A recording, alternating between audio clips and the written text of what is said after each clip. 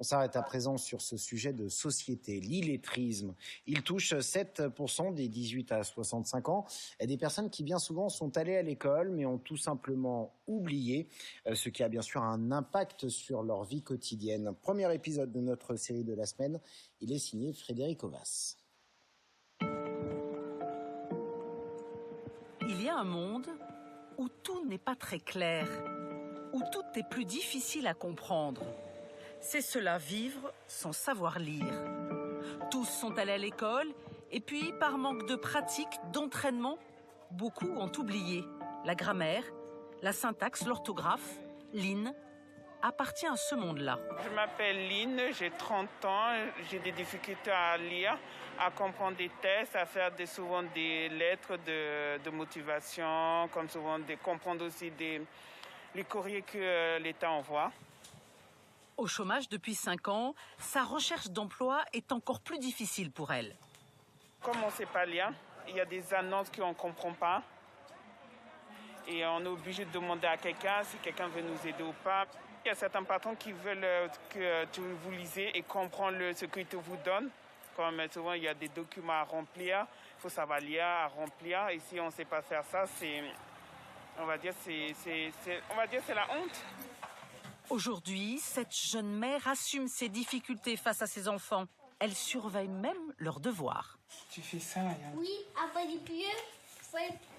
Au quotidien, elle redouble d'ingéniosité. Longtemps, elle a mis en place des stratégies de contournement pour éviter de lire et écrire. Elle m'avait dit qu'elle avait du mal à lire, à parfois écrire et aussi à s'exprimer. C'est la honte de ne pas réussir, même devant les enfants, devant ses propres enfants. Mais moi, souvent, je ne veux pas lire. Souvent, j'ai envie de lire, mais j'ai peur de ce que mes enfants vont dire. Ah, maman, tu ne sais pas lire. Eux vont dire c'est en rigolant, mais moi, je ne veux pas le prendre en rigolant. C'est normal, je préfère pas lire. Alors, en secret, la jeune femme s'est mise à écrire un roman. En parallèle, elle suit une formation de remise à niveau. Lynn veut tout faire pour progresser. J'ai plus confiance en moi. On écrit, on lit. Mais après, j'ai encore ces peurs que je dois travailler sur moi. Ces peurs-là, il faut vraiment que je travaille sur moi. Mais sinon, après ça, je pense que ça va aller. Et c'est Pôle emploi qui lui a proposé de revoir ses bases.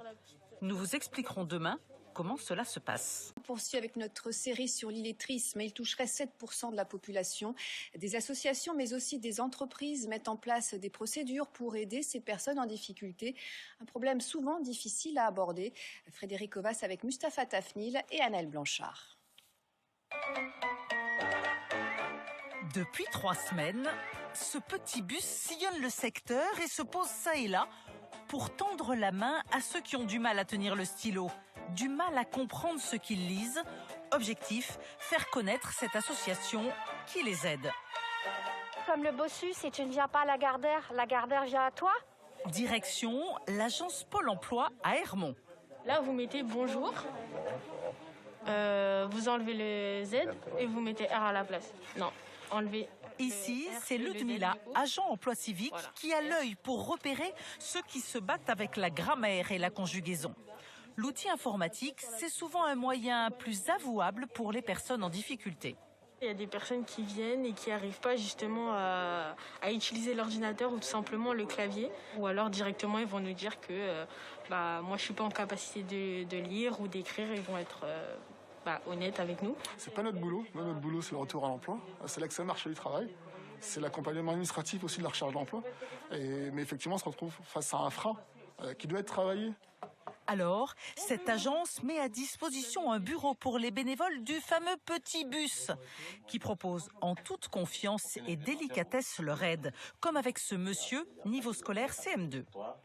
L'informatique cache effectivement le problème du français. Pôle emploi est vraiment un révélateur d'une société où il y a une difficulté au niveau de l'illettrisme. Depuis le Covid, on a une autre population. Population beaucoup plus précaire au niveau du français et plus précaire aussi au niveau de l'informatique. Des personnes qui avant travaillaient, soit dans la restauration, faisaient des petits boulots. Argenteuil et sa nouvelle recyclerie, gérée par une entreprise d'insertion qui, elle aussi, repère l'illettrisme. Ici, on fait écrire les salariés. Ça me permet de voir très vite si c'est facile ou difficile. C'est d'éviter des échecs, surtout en fait, c'est d'éviter que les difficultés se perpétuent. Il faut qu'on puisse repérer ça pour qu'à un moment ou à un autre, ils puissent accéder à un emploi qui puisse tenir sur la longueur. La première entreprise qui m'a accueilli, il m'a accepté comme, voilà, avec mes difficultés, c'est Cosima. J'ai pas ce stress. J'arrive à exprimer mieux. J'ai pas cette angoisse par rapport au regard des gens.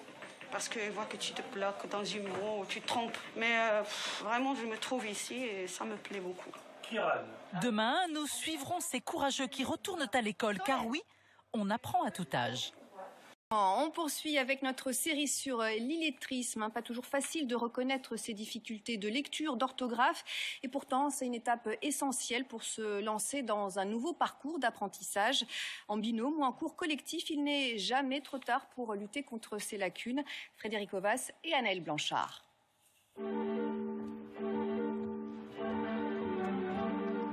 Pousser la porte de cette association, c'est déjà une victoire pour Solène. Depuis plusieurs mois, ici avec Dominique, elle réapprend à lire, à écrire. Vous avez continué à lire votre roman? Non, non. Non? Non. Dans cette association qui lutte contre l'illettrisme. Elle a pourtant un bac pro. Marquez la ponctuation, s'il vous plaît. Les points, les virgules, ça permet de respirer. À l'arrière, 4 fauteuils à basculer. À bascule.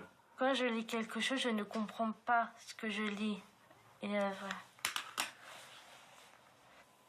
Le binôme, c'est pas un professeur et un élève, tais-toi, écris un truc. Non, c'est un échange entre deux adultes. Et à mon avis, chacun apprend de l'autre. Vous traversez et vous arrivez à New York. Et Brooklyn, c'est un quartier de New York.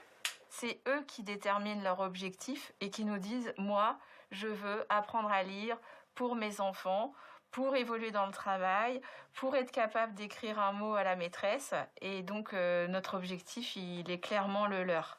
Ah oui, il y a la notion d'ordre. Oui, vous vous souvenez de l'histoire du sac là, que vous Il y a aussi les sorties et les cours collectifs qui permettent d'apprendre au rythme d'1 ou 2 fois par semaine. Donc c'est vraiment un courage d'oser se remettre sur ce chemin-là.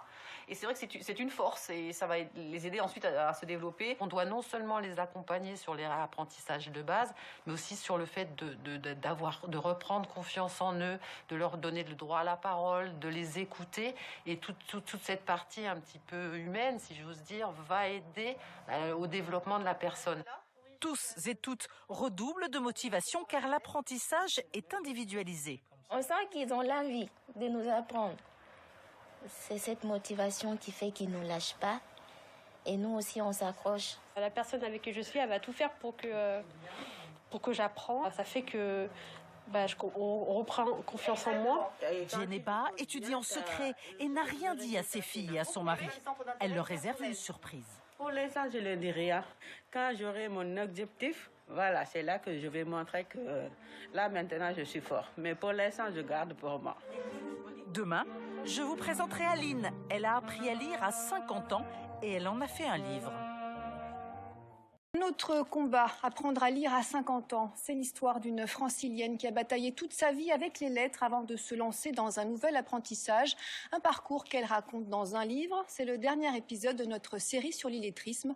Frédéric Ovas avec Mustapha Tafnil et Christophe Appiou. Flâner dans une librairie, il y a quelques années, Aline n'y aurait même pas pensé. Aujourd'hui, son livre côtoie les grands auteurs. Tu te souviens? Ouais, t'es fière quand même, hein? Oui, un petit peu. Il y a de quoi. Oui. Un ouvrage né d'une rencontre.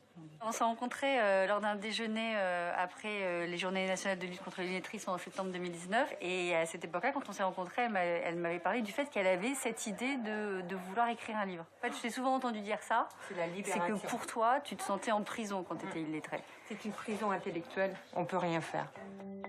Son histoire, c'est celle d'une enfant de paysan dont l'apprentissage de la lecture a commencé avec la maltraitance d'un instituteur.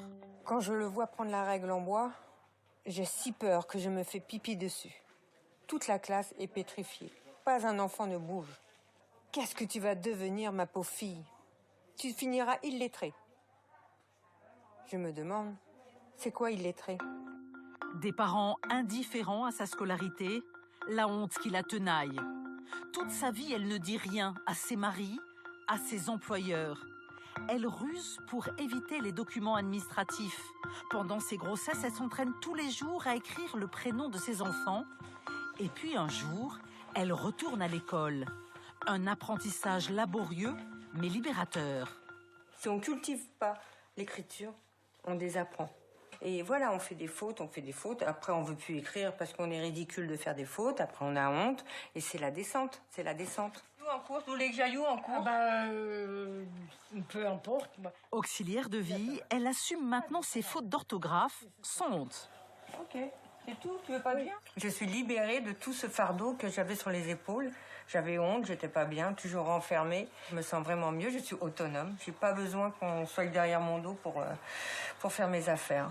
Son handicap lui fait une force maintenant pour aider les autres. C'est vrai que je suis très très fière d'elle. Moi, petite fille de paysan, insultée, maltraitée sur les bancs de l'école. Aujourd'hui, sa voix compte. Je suis là pour dire haut et fort que l'on peut toujours apprendre. Elle est ambassadrice, engagée dans la lutte contre l'illettrisme.